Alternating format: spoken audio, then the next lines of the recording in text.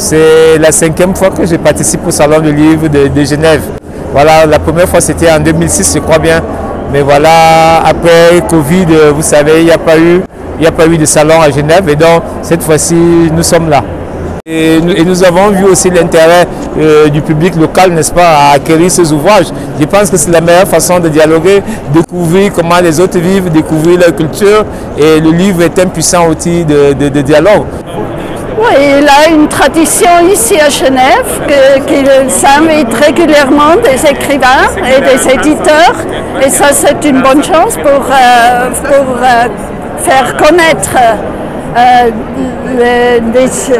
la littérature africaine. Mais pour moi, c'est non seulement, c'est une de ces places où j'ai fait la connaissance de la littérature. Mais je viens régulièrement parce que je trouve, oui, c'est une bonne occasion. Je connais très peu, j'en ai pas lu, voire enfin presque pas lu, voire pas du tout. Mais je trouve qu'elle n'est pas assez mise en avant, qu'on la trouve très peu dans les grandes librairies. Et que le Salon du Livre, c'est l'occasion d'y avoir accès et que j'aurais jamais vu ces livres s'ils n'avaient pas été présentés ici. Alors nous on vient de Paris et c'est notre deuxième participation au Salon du Livre de Genève. Alors ce qu'on présente, c'est le manga The Last Kamit. C'est un shonen, un peu comme Naruto, Dragon Ball, One Piece, mais basé sur les cultures, les mythes et légendes africains. En fait, on va suivre deux héros. On va suivre Sanka et Emani. C'est deux jeunes qui veulent devenir des gardiens, c'est les protecteurs de la nature et de l'humanité. Et pour ça, ils vont faire le tour de l'Afrique. Le but, c'est qu'à travers leur voyage, on puisse découvrir les mythes, les légendes aussi bien du Congo que du Maroc, Madagascar, du Sénégal. À travers leur voyage, ils vont se confronter un peu à tout ça et nous, on va suivre ça à travers leurs yeux.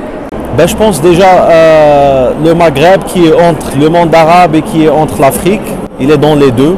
Je pense que c'est une richesse déjà et je pense que ça peut apporter, par exemple, comme je suis traducteur aussi, ça peut apporter beaucoup de traduction, donc traduire des écrivains africains francophones par exemple ou d'autres langues, donc passer par le français pour aller à l'arabe, donc ça peut apporter ça. Ça peut apporter à des lecteurs du Moyen-Orient ou des lecteurs de l'ouest de l'Asie qui sont dans le monde arabe, ça peut apporter déjà la littérature maghrébine, c'est une littérature africaine, ils lisent d'autres choses que la littérature de leur région. Après par exemple, moi j'ai découvert d'autres écrivains africains anglophones via des traducteurs de l'anglais vers l'arabe qui sont du Moyen-Orient par exemple. Donc je suis passé par le Moyen-Orient pour lire ça en arabe, des écrivains du Nigeria, du Kenya, etc.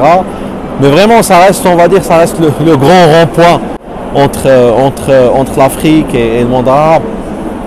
Johanna, on n'a pas l'habitude de voir des livres ou des auteurs africains.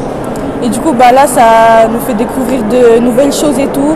Et même pour nous qui sommes d'origine africaine, ça nous fait plaisir de voir des auteurs africains, parce que la plupart du temps, on voit que des auteurs d'Europe ou comme ça.